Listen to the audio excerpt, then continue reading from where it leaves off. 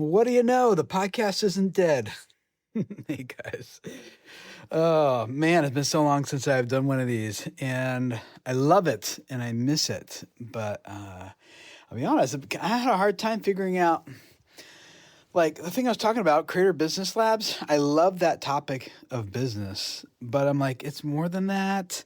I want to talk about more than that, but I wasn't quite sure really what it was or what direction to go. If you've been around since I've started the Creator Business Labs, well, first of all, I guess it was the Business Family Marriage podcast because I was like, I want to talk about all these things. I couldn't figure out the through line was, so I just called it the Business Family Marriage podcast and tied it all together. I'm like, I guess I'll just talk about all these things.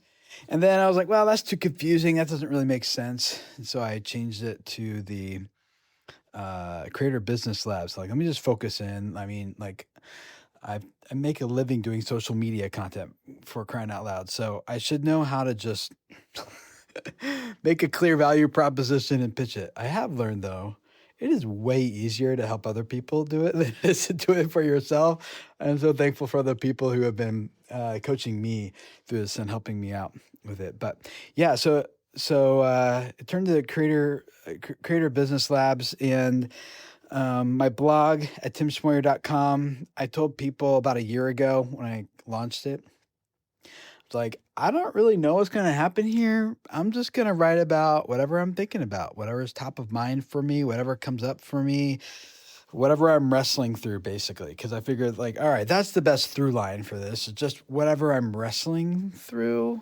And that worked.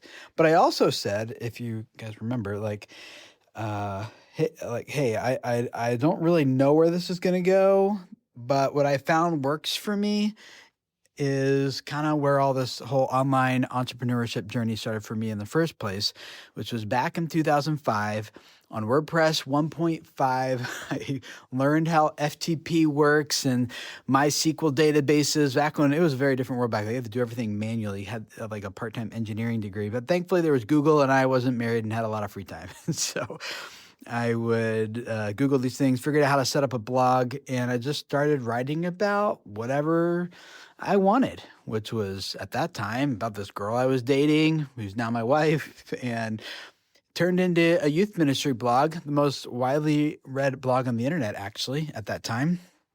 And turned into several book deals that I did and speaking at all the main youth ministry stages and doing a lot of coaching and things there.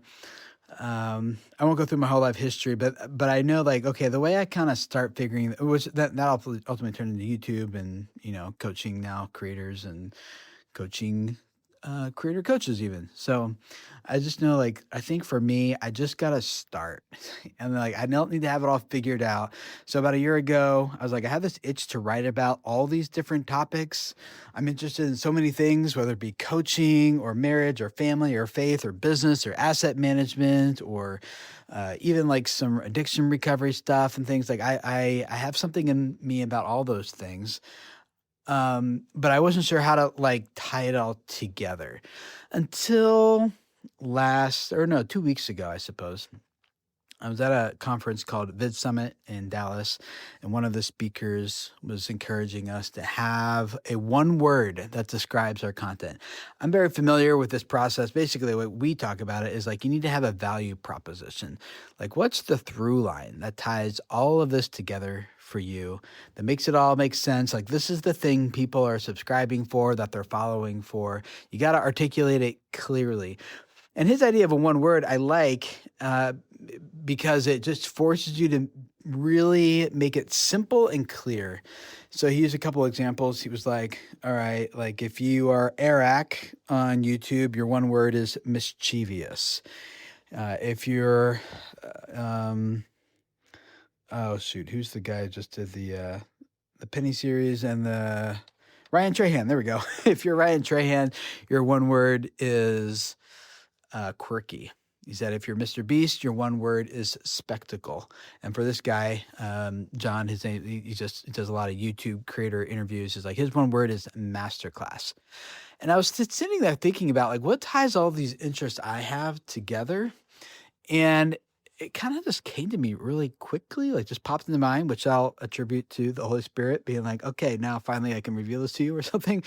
But the word that came to me is eldership. And I know when we hear the word elder, like a lot of people have different thoughts, different things going through their head. Some people think old people, some people think Mormon missionaries, but I think biblically it has a different connotation. It could almost be a verb. The Bible doesn't use it that way, but it could also not just be a noun. It's a thing that we do. Um, so Paul says to Timothy in 1 Timothy 3:1. He says to Paul, it says, hey, whoever aspires to the task of elder, or in some translations it says overseer, it's the same word, that person aspires to a noble task. And I'm like, I want to aspire to a noble task. Gosh darn it. Like I want to do something that matters, something that counts, something that lasts, that has impact. And Paul says, yeah, that's eldership. Eldership not being this thing I think I grew up thinking it was, which is this, an elder is like a church board member, like being an elder is something you do on the third Wednesday of every month from 6 to 9 p.m. where you talk about budget and stuff like that. And I think it could certainly include that, but I don't see that that's the story that the Bible tells. The Bible in 1 Timothy 3 and other places gives several lists of qualifications for what qualifies these people to be elders. But to find out what these people actually do, you have to, in good old biblical fashion, you have to go to stories. And this has stood out to me, I think, because whenever our family observes a thing called Shabbat, and every Friday night, our family sits down, has this like Shabbat meal together and things. And one of the things we do is I lay my hand on my wife and I read Proverbs 31 over her, and I bless her by reading this.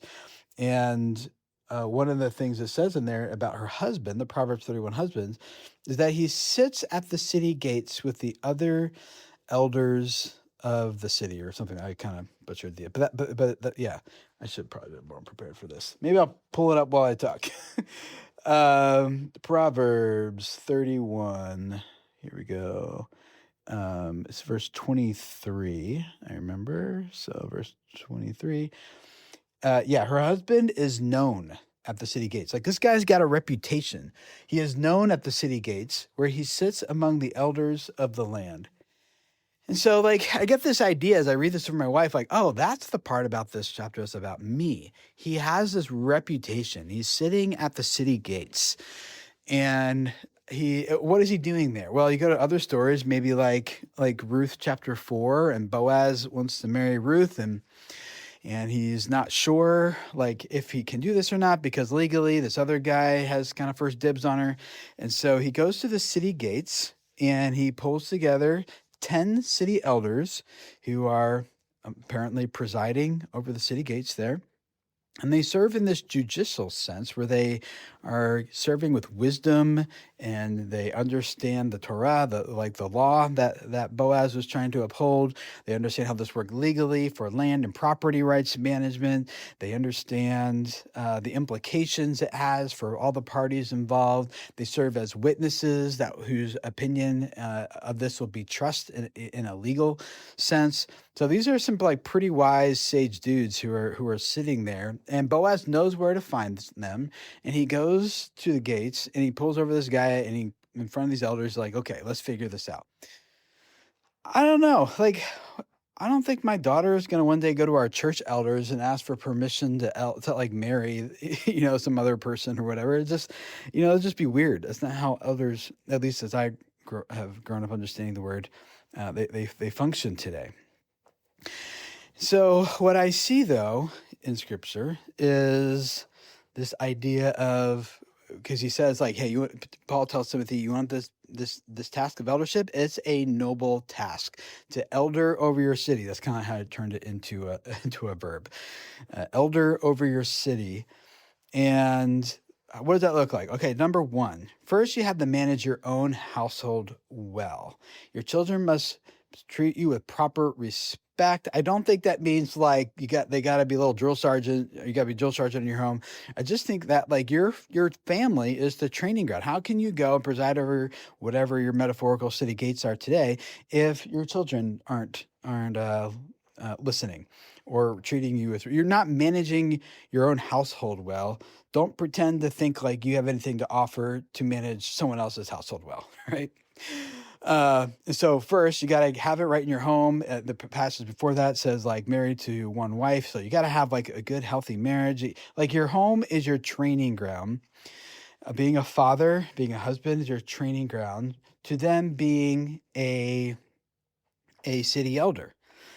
And a city elder is training ground for what Luke 19, I think, is alluding to when Jesus is riding up to Jerusalem, and it says like the people and the disciples are anticipating, whoa, the kingdom's it's immediately going to happen. It's happening right now. Here it comes.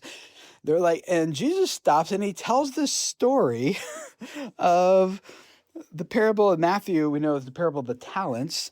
In Luke 19, 19, the version of this story is with cities, not just money.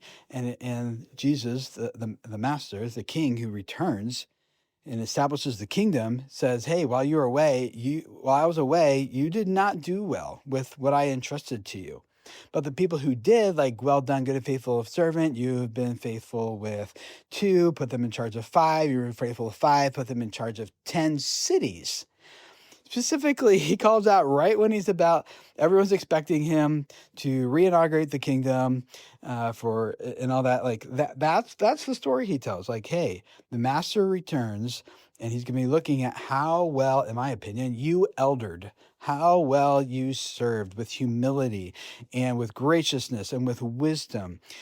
Both in your family, you have a fruitful family, in your city and in your church and in your community. And that was the ultimate training ground for now serving with me and ruling and reigning with me, the king in the kingdom. And it says you will have authority, in the ESV anyway, authority over cities. So I don't ultimately know what to do with that, to be honest with you. But what I think it says to me is there's something very noble here. And what we're doing right now is training ground for that day, whatever that looks like. I don't need to know all the details, honestly. I'm not trying to figure all that out, although I am curious about it. But I ultimately just have enough to know there that like what I do now matters. How I manage my family matters. The reason I love learning about coaching is because it helps me coach an elder well.